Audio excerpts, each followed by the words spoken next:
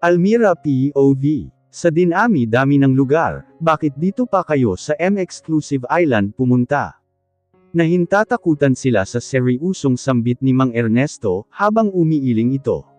Matalik itong kaibigan ng kanilang ama noong nabubuhay pa lamang ito.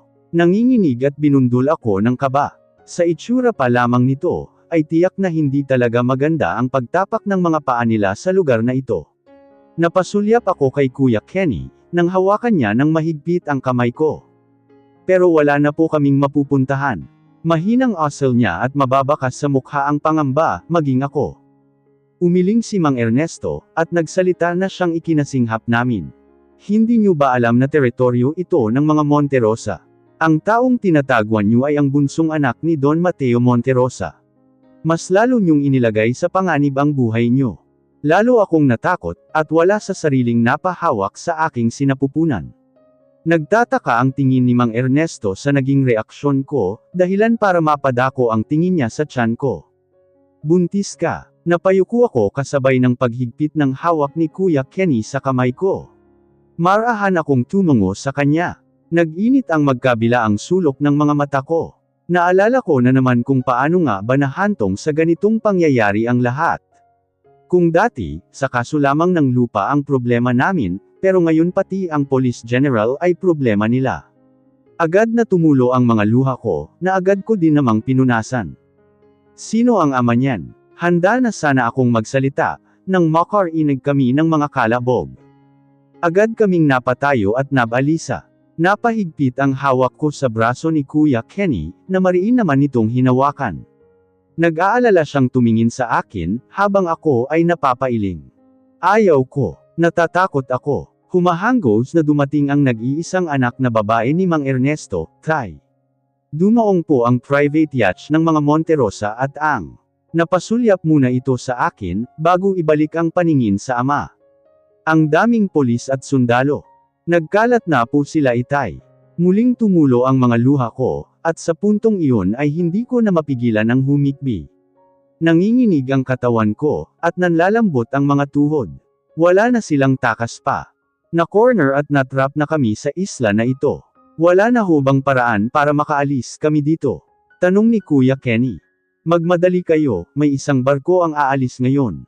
Maswerte kayo dahil nasaroon ito kanina at hindi nakaalis. Mariin akong napakagat sa labi, at nagpasalamat dahil may pag-asa pa. Mabilis naming kinuha ang mga gamit. Nagpaalam kami sa kanila na aalis na. Marami hong salamat, mag-iingat kayo Mang Ernesto. Ani ni Kuya. Kayo dapat ang mag-ingat hindi kami. Napabaling ang tingin niya sa akin. Kung tama ang hinala ko. Monterosa ang ama ng ipinagbubuntis mo. Hindi ka basta-basta makakatakas sa kanya, lalo't dinadala mo ang tagapagmana niya.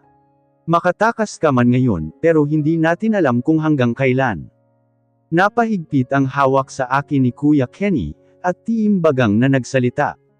Huwag niyo na hong takutin ang kapatid ko Mang Ernesto. Mauuna na po kami. Marami hong salamat. Muli akong napasulyap kay Mang Ernesto, na bakas sa mukha ang pangamba. Nginitian ko lamang ito, ngunit nauwi sa isang ngiwi dahil sa kaba. Agad kaming nakarating sa pier, at nakahinga ng maluwang nang makapasok kami sa loob ng barko. Umandar ang barko para makaalis, ngunit hindi pa man nakakalayo ang barko nang huminto ito. Anong nangyayari? Bakit huminto ang barko? Nasira ba ulit? Napuno ng bulong-bulungan ang paligid. Napahigpit ang hawak ko kay Kuya Kenny. Kinakabahan ako. Anong nangyayari? Napaawang ang labi ko, nang marinig ang ilang mga nagsasalita. Naestatwa ako habang naririnig ang mga sinasabi nila. Lumiko. Hala, bakit? Dadaong na ulit tayo sa Pangpang. Bakit tayo babalik? Ang daming polis ang nag-aabang sa atin sa Pangpang. Hala bakit kaya? Kuya Kenny nangangatal ang labi ko sa pagtawag sa pangalan ni Kuya. Humigpit ang hawak niya sa akin, at ultimong natuliro na rin siya at napako sa kinatatayuan. Ni hindi na rin ito magawang makasagot. Tuluyan ng dumaong ang barko sa Pangpang. Hindi ko alam kung sino ang sumigaw na mags ibaba ang mga pasahero. Hindi kami nakagalaw sa pwesto ni Kuya. Kapwa kami napatulala sa sitwasyon namin. Sa pagkaubos ng pasahero kaagad na nagsipag akyatan ang mga polis at sundalo. Nang makita kami ay kaagad kaming pinalibutan ng mga ito. Sobrang takot ang nararamdaman ko. Nanginginig ang katawan ko at nanghihina. Agad na nahawi sa gitna ang mga sundalo't pulis, at parang hari na naglakad sa gitna ang isang Ronan Levy Monterosa. Diretso itong nakatitig sa akin na siyang ikinaistatwa ko. Madilim ang mukha niya, habang nagtataghis ang bagang. Mabilis ang paghinga niya, tanda na sobra itong nagagalit sa akin. Kunin niyo si Kenny at ikulong.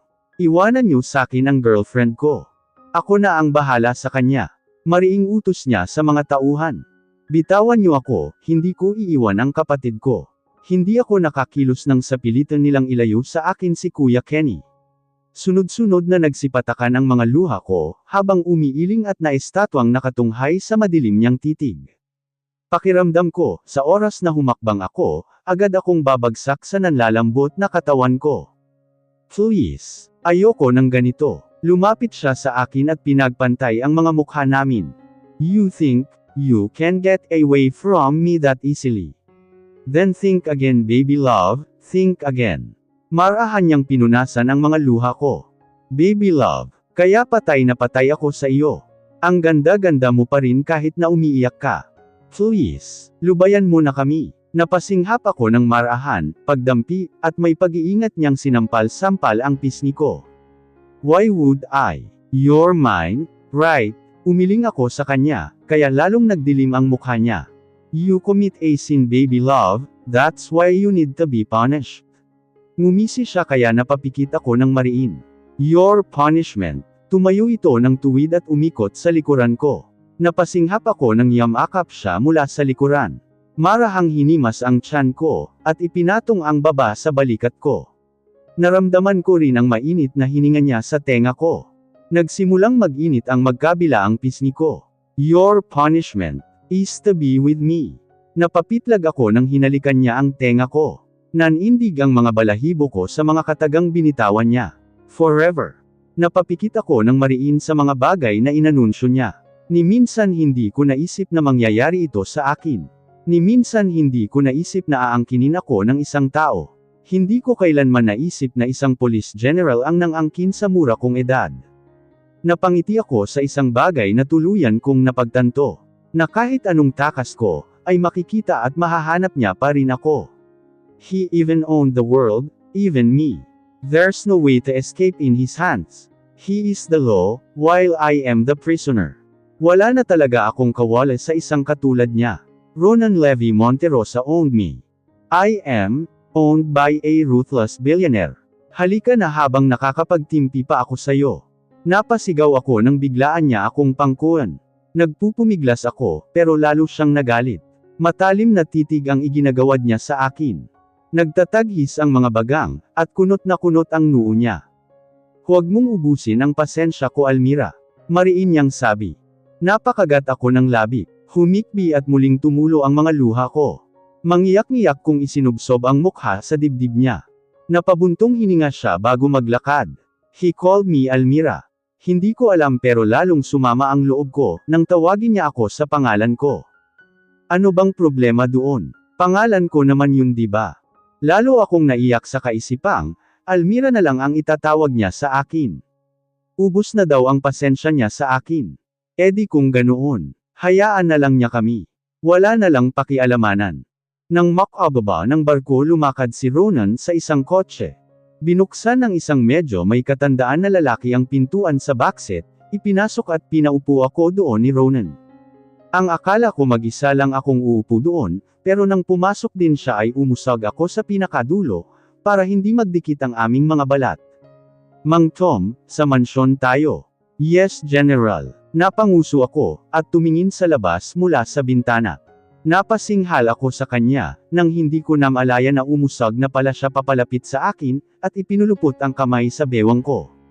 Sinaman ko siya ng tingin. Ano ba? Umurong ka nga. Ang lawak-lawak ng mauupuan.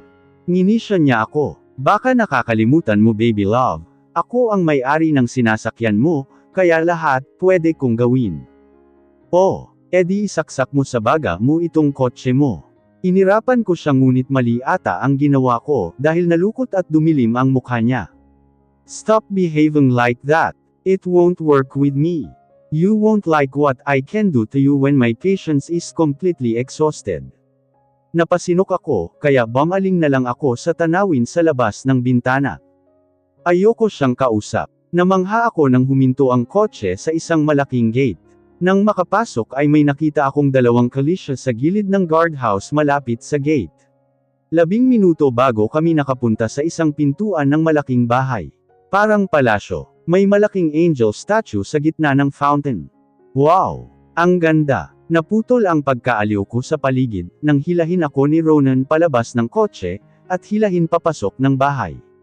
Maraming mga katulong at mga guard ata iyon, na nakahelera sa gilid at nakatayo. Bumabati sila sa amin at yumuyuko. Napayuko din ako. Hindi pinansin ni Ronan ang mga taong bumabati sa kanya. Diretso itong naglakad. Namangha pa ako nang may elevator ang bahay. Wow! Astig! May pinindot siya na kung ano, kaya bumukas ang elevator. Hinhila niya ako papasok. Sumanghap ako sa gulat, nang isandal niya ako sa gilid ng elevator, at hinalikan ng mariin. Dahil sa pagkabigla ay napaawang ang labi ko. Sinamantala naman niya ito at ipinasok ang dila niya sa loob ng bibig ko. Dumaing ako nang hawakan niya ang chest ko. I miss you, baby love. Nalalasing ako sa bawat akyat baba na ginagawa niyang paghalik sa labi, panga, at leeg ko. Nang tumunog ang elevator, ay umayos ito ng tayo at hinhila ako palabas. Ang lakas ng tibok ng puso ko. Para akong sinisilaban sa klase ng mga halik na ibinibigay niya sa akin. Nakakalasing at nakakatuyo ng lalamunan. Nang makarating kami sa dulong kwarto, ay agaran niya itong binuksan at hinhila ako papasok. Namangha ako sa ganda ng kwarto. Pang-prinsepe. Lumakad pa ako papalapit sa kama, dahil parang ang ganda nitong higaan. Sa tingin ko ay sobrang lambot nun. Yung tipong kapag umupo or humiga ka lulubog ka. Napabungisngis ako sa kaisipang iyon. Gusto ko try kung mangyayari ba yon. Ilang hakbang pa lang ang nagagawa ko, nang mapahinto ako dahil sa pagyakap ni Ronan mula sa likuran ko. Napalunok ako nang humaplos ito sa tiyan ko. Ang ulo niya ay nasa balikat ko, at panakanak ang humahalik mula leeg papunta sa balikat ko. Baby love, sobra kitang namiss. Bumalik ang init na naramdaman ko kanina. Ang nakakaakit niyang boses ang nakapagpalunok sa akin ng matigas. Malakas ang kabog sa dibdib ko. Pinaharap ako ni Ronan sa kanya, at inumpisahang halikan. Ang mga kamay niya ay gumagapang sa ibang parte ng katawan ko. Ngumiti siya sa pagitan ng halikan namin.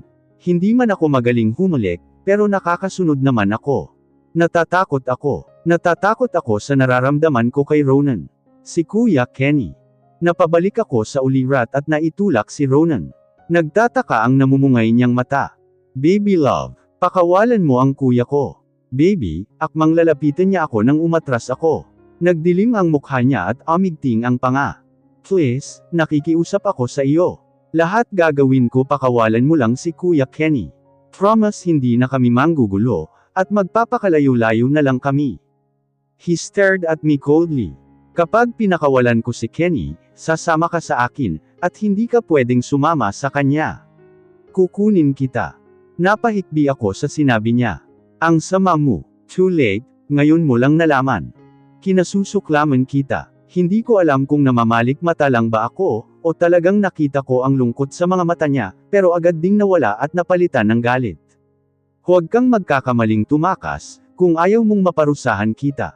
On the second thought, hindi ka rin naman pala makakatakas sa dami ng nagbabantay dito. And the next time I approach you and you retreat, lagot ka talaga sa akin. Tumalikod siya sa akin at lumabas ng kwarto. Malakas niyang ibinagsak pasara ang pintuan. Nang hihinang napaupo ako sa kama. Napasigaw ako nang gamulong ako sa pinakagitnang bahagi ng kama. Ang balak kong pagiyak at pag-emote ay naudlot, dahil sa nangyari. Ang lakas pa rin ng tibok ng puso ko. Nakarinig ako ng may kumalabog at malakas na pagbukas ng pintuan. Pumasok ang nag-aalalang si Ronan. What happened? Napaiwas ako ng tingin sa kanya. Dahil sa kahihiyan. Nang init ang magkabilaang pisngi ko. Nakakainis. Tama nga ako, ito ang tipo ng kama na lumulubog ka.